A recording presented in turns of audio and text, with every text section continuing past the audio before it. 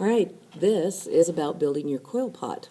Here's an example. This is the one that I put on the Google Classroom so that you can kind of see what sgraffito looks like. You are going to need your mat. Your mat. You're going to need your water with your sponge in it. You're going to need this tool. This is a wooden rib. You'll need your metal rib. You'll need your clay needle, and you will need your modeling tool. Also, it's helpful to have your fork, just because it'll make this process a little bit faster. So what I'm going to do here today is show you how to build the actual coil pot. So I'm going to tilt this down where you can see it, and we'll get going on it. You're going to start out with a slab. I'm going to use one of the old ones that I had. This pot needs to be at least 4 inches by 5 inches. Or a total of 9. I'm probably going to do this a little bit wider and have it shorter. So I might do it like maybe 7 inches wide and 2 inches tall. Anyway, a total of 9, whatever that is. So I've got one of my round slabs that I'm going to use. And I've got a coil all ready to go.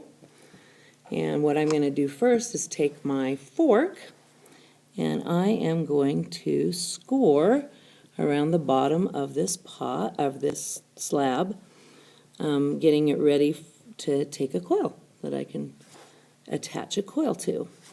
So I've done that. Now what I also want to do is score my coil. So I'm going to go ahead, and that's why the fork's so nice, because it just makes this process a little bit faster than if you were trying to do it with just your one prong clay needle. So there I go. Now what I'm going to do is I'm going to measure this to see how much of this coil I actually need for this first layer. And I'm going to use my metal rib to slice this at an angle. You can see how it's at an angle. Okay, I need to hold that up closer so you can see it. Sliced it at an angle, and the other end I'm going to slice at the opposite angle, so that when I put them together, they actually fit together perfectly. Okay, and they'll fit right on that. Now I've got enough of this slab or this coil left that I probably can do a second coil. What I'm going to do first is score the ends of this and slip. I'm putting my finger on my wet sponge, forming a nice good slip in there. And then I'm going to attach those two together. I'm going to blend it by moving clay from one side to the other so that I know that it's going to look like a continuous circle. And there I go. I've got this nice continuous circle. Then I'm going to put my slip or my water. I'm going to use my sponge this time to actually come over and do this. So I'm just building everything up on top of my canvas mat. I want to make sure that forms a nice good glue. And same thing on my coil where I've scored it. There we go. And then I can go ahead and press this on. Be careful when you're doing this that you don't press so hard that you smash your coils. I don't want to smash your coils, but you do want to make sure that they're firmly attached. How will you know? If you turn it upside down and it's not falling off, that's probably a good indication that you got it scored on there pretty well. Okay. Now for my second coil, if I want my pot to go outward, like this is going outward, I would attach this one on the edge so that it's going that direction. If I want it to go straight up, I'll put it directly on top. If I want it to kind of curve in like this one does up towards the top, then I would put it on the inside, and that would form the shape of my pot. So I actually am going to do this. I want it to get wider. So I'm going to do this around that outside edge. So when I score on my coil this time, I'm going to do it kind of towards the outside edge. I always let my first one just sit right on top of that slab because it gives it some stability. And I already scored all along this, so now I'm going to take my sponge. I'm going to make sure that you don't want this to drip, you just want to moisten it until it fills in all those grooves. So you know you're getting enough glue. And then same thing along this. And this time I'm going to put it a little bit farther out. And this one is long enough, so I've got one side sliced to match up. Now I just need to do the other side. Again, at an angle. So that's where I'm going to connect those two. Probably should have done that before I tried to connect the coil to the whole thing. But that's okay. I'll just pick them up and do it again. Put my sponge back in my water. And blend my clay together.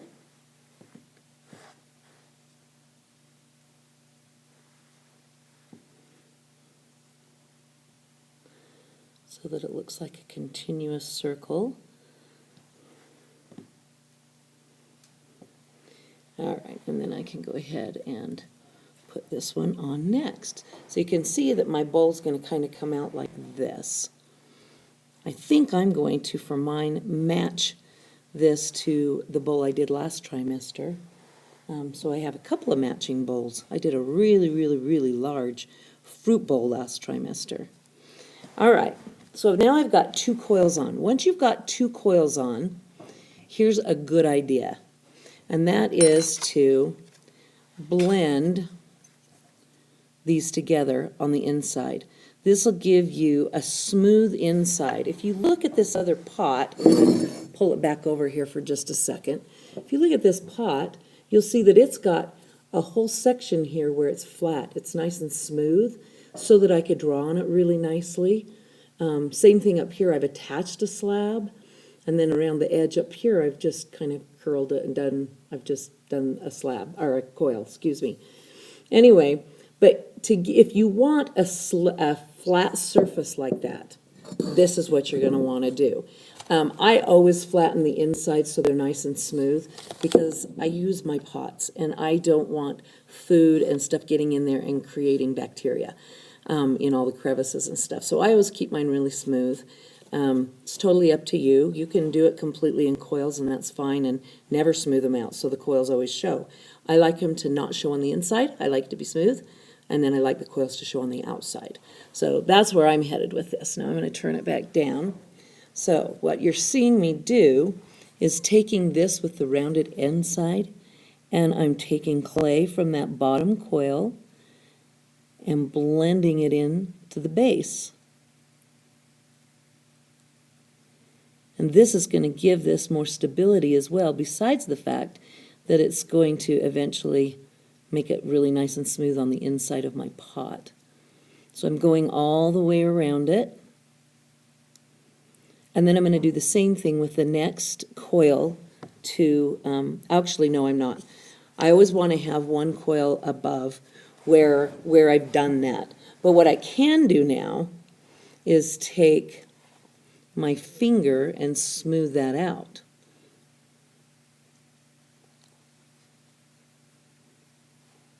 So where I attached that first coil is now really, really nice and smooth right about around the bottom.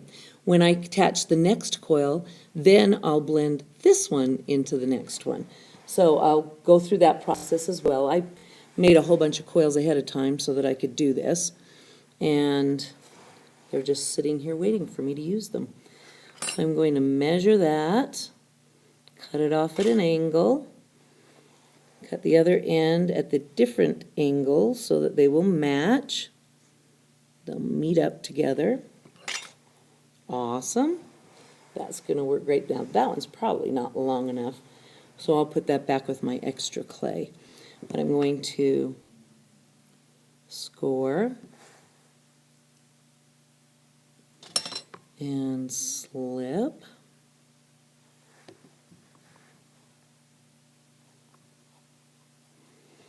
Put them together and blend it. I do not want these coming apart.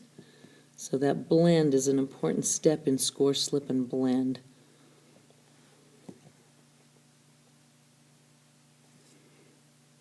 Okay, there I've got my complete circle again. So I'm going to go around. Again, it's going to be towards the outside edge because I want this to continue going out like a bowl.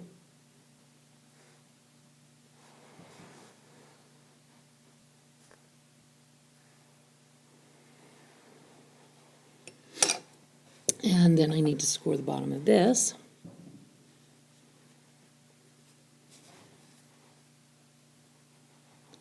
Right along that outside. Take my sponge, form my gluey slip.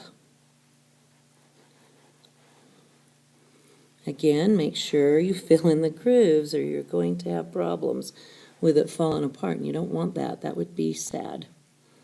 You just don't want it dripping all over because then you're going to get everything too wet and it'll all just collapse on you because it's too wet. There we go. Putting on my next one.